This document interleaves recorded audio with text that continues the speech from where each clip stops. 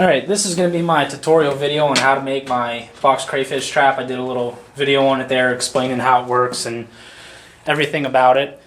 So I'm going to show you how to make this. The only tools that you need are, I have a pair of snips I use when I'm trapping, pretty dull. You could use a larger pair of shears, marker, hammer, some kind of flat surface like a piece of plywood or something to help bend the wire on, and then you're going to need your hardware cloth or 1 by 1.5 inch chicken fence or rabbit fence would work, but this is hardware cloth because this is what they had at the time. It's what I bought. So what we're going to do is we're going to make this. I'm going to show you how to make it, and when you buy this hardware cloth, it actually comes with, it's actually wrapped up with this very thin wire, which actually works really well with tying in parts of it here if you don't feel like bending all the little pieces over when you want to tie your little loops here. You could even use zip ties or bread ties so that you get on your rolls of bread. Anything that's going to hold tight, or not hold tight, but leave it loose enough that it moves. Alright, first thing I did is, let me get the camera up here and show you. First thing I did is I measured from the edge in a foot, which is right here, and I took a marker and I marked that, and that'll be my first bend. I was in the video earlier I was quoting 18 inches wide. It's actually a foot wide, so 12 inches, and then I measured another foot to here, and then an additional 10 inches, 5 inches for each side. So this is where, this will be my end. So this is where we're going to cut, and I'm actually going to take it, mark it the whole way back. Sharpies work really well on this stuff. And I'm going to cut that across, and I'll show you right here. Here's the 10 inches, or this is the end of my measurement right here total. So it's a foot, and then 10 inches just for your measurement. I'm actually going to cut right here. That'll leave this whole tab here, which I'll use to actually attach the top and the side together. So I'm going to go ahead and cut that, and then I'll show you what to do next. Alright, now that we got that cut, the next part we're going to do is we're going to take our tape measure from the end, and we're going to actually make the length of it, which is going to be 18 inches. This is what I was quoting earlier that I kept getting wrong. What we're going to do is mark 18 inches, and I'll bring the camera up here and show you. Right here was 18 inches. And unlike what we just did, see, here's what I was talking about. This left a little tab on the end here when we cut this piece. This piece here, let me turn the camera so I can see a little bit better. We're going to cut right here so that this piece of tab stays on this piece and not the part of our trap that we want. So we're going to cut along this line. Let me show you here real quick just what I'm saying.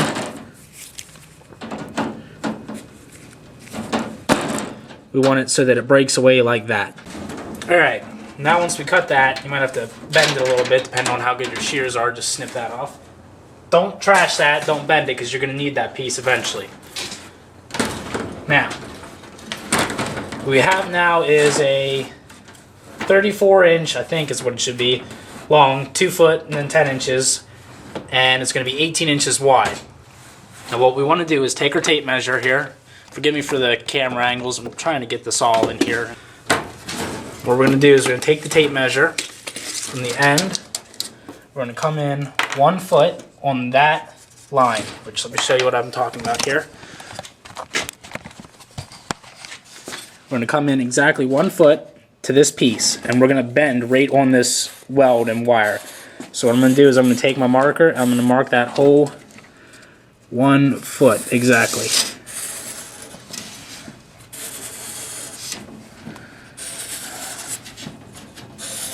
Now that'll be our bottom or the top, either one. So then from that 1 foot we want to come back and go 10 or 5 inches for the sides. I'm trying to work a tape measure here one-handed. So from here we want to come back 5 inches right to this line. Do the same thing. I'm not going to mark it the whole way right now, so let me try to get this tripod somewhere good. My workbench is just a little bit, it's a little bit too tall. It's made for when I'm standing and working on stuff, not for setting the camera next to and videoing. And I don't have anything to put the video camera on. Okay, so now here's our from the corner in, we're going to go a foot, 5 inches. Then you want to go another foot for the top. So let me mark that out quick. For another foot from our 5-inch mark, which would be right here on this line. And then your remainder that you have left should be 5 inches from our mark right to the edge, and not including these tabs, which is exactly what we wanted. Well, the next thing you want to do is you want to try and get this as flat as possible, nice and even. You can see that end there's curled up, that back part there's curled up, as flat as you can. If this was a little bit heavier gauge wire, you could put it down and tap it with a hammer and flatten it out, but being that this is just this cloth material here, it really doesn't flatten out too well. So I'm going to flatten it out the best I can, then we're going to get started on bending the corner. Alright, now what we're going to do is we're going to take this, I got it as flat as I could, the best I could anyhow. We're going to take this and we're going to bend it on our first line. What I like to do is I like to put this piece of plywood right up against that line, right up tight against the piece of wire, which is right here, is the one we marked. That's our first mark for the foot, for the bottom part of our trap, top part, whichever part you're working on, however you want to build this. What you want to do is just evenly, the best you can, bend it, or break it as it's called. Best you can. And I like to take a hammer, lay it down to a flat surface like this, kind of tap it, give it a real rigid edge.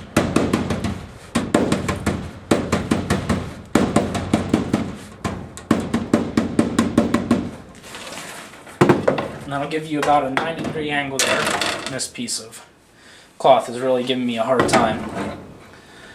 Then you want to do the same thing with your next line, which will be your 5-inch. Turn around here. Same thing. I want to place the nice rigid edge here for it to bend on, right at that 5-inch piece. And I'm going to give it a nice break. That's good. Now here you can't really lay it down the way we just did, so this is where this piece of plywood comes in nice and handy. Bring it out flush to the edge. Just give it a couple nice taps.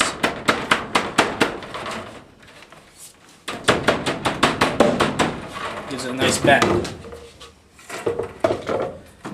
Then your next bend will be, I forgot to mark this one out, your next foot.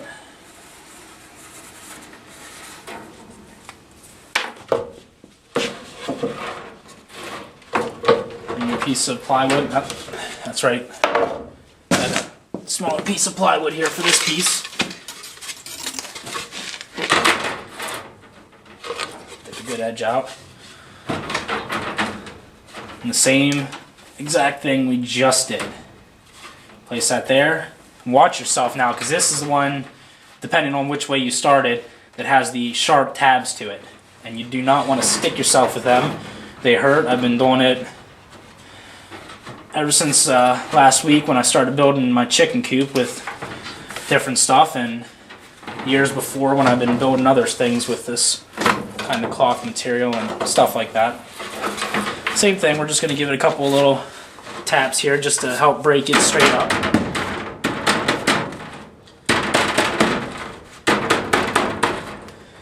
Give it a nice rigid corner.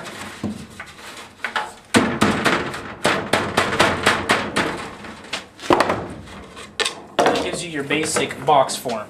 Now, the reason we left these little tabs here that I'm going to show you now, these little tabs on, it's exactly what we're going to use them for. You want to bring this corner down, just like this. And we're going to interlock these tabs. See if I can get a good video shot here. I know my camera's not the best quality. Just like that. And we're going to bend these over. So what you want to do is you want to go down the whole way and line these up. My camera's not the best quality, I know that. I went to a store I will not mention a couple years ago when we were doing a lot of videos for my friend's call company, We were doing a lot of video hunts and stuff, and I wanted a nice, good camera that was easy to carry for when I was along with him. And they recommended this, said it was the best camera they had, the best one on the market, blah, blah, blah. The guy pretty much swore by it. Like I said, I'm not going to mention any names. And needless to say, my friend's DVD camera was a clearer picture than this HD, supposedly HD camera that this one is. Where's my pliers? You're going to need your pliers probably for this. Let me flip this screen so I can see where I'm at here. Okay. And we actually had some turkeys. We were turkey hunting, took some kids up youth hunting at our camp. They were within 30 to 40 yards of us gobbling, and when we got back, for some reason the camera did not pick up a single sound of them gobbling, because they were just over this little knoll, and I mean it was crystal clear though. You could hear them plain as day sitting there. The camera for some reason didn't pick up a single sound of it. Now, this is kind of oblong, so I'm going to try and shape it a little bit here as soon as I get these pieces put in. Now, what we're going to do here, I'm going to show you with a couple of these little pieces if the camera's going to sit still the way I want it to. Let me zoom in. Now what I did is of course, there we go. I took the little tabs and ran them on the inside of the top piece. Now what I want to do is I'm going to take every single one of these, which you could even tie this together if you wanted, but I'm going to bend them over and then bend them back so that they sit flat like that. And that's going to lock this top piece and this side piece together. And then I'm even going to take some of that thin wire I showed you then, maybe thread through a couple of these holes, which will help also secure it. They're crayfish. They're not going to bust out of here. They're not going to break out. It's not like it's Alcatraz or something. But that's what I want to do here, is take every one of these tabs, and this pretty much just ties it together, holds it better, allows me to try and bend the shape a little bit better for it. But anyways, about my camera, so we weren't too pleased about that. Took it down to Maryland for turkey season one year. The sun was coming through this patch perfectly, and there was turkeys in front of us, and we took some pictures of them with the camera because they were too far away, and I don't think they were very big. For some reason, we didn't bother even trying to call to them. And my friend snapped one with his camera phone, which was a flip phone from Nextel. And when we loaded them both into the computer, his flip phone picture was actually clearer than my $600 and some HD camera that this person swore by. So I don't have another $600 and some to buy another HD camera. I do, but I'm not wasting it on another camera. This one will work fine for these purposes and stuff. Plus, I'm going to be in a creek a lot. I don't want to drop a $1,000 camera in the creek. So this will work, and it seems to pick up my voice pretty well. We're not outside. It's not windy or nothing, though, so I guess time will tell. I'm going to bend all these tabs down, and then I'm going to be right back.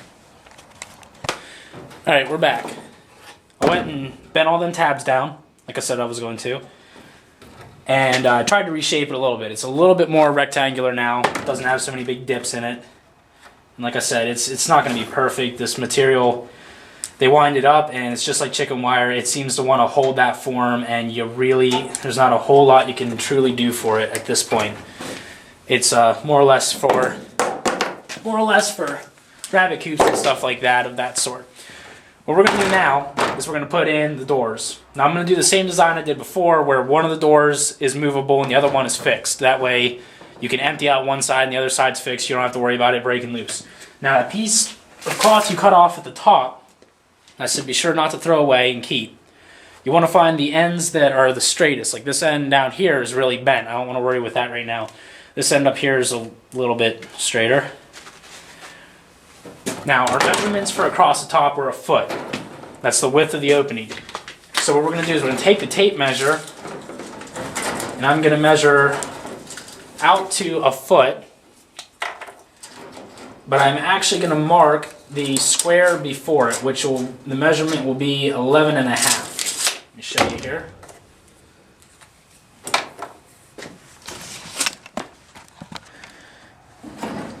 Get it over here where you can actually see. This is one of the only problems with my workbench, is it's constantly cluttered with junk. I took from the edge, measured out a foot to right here.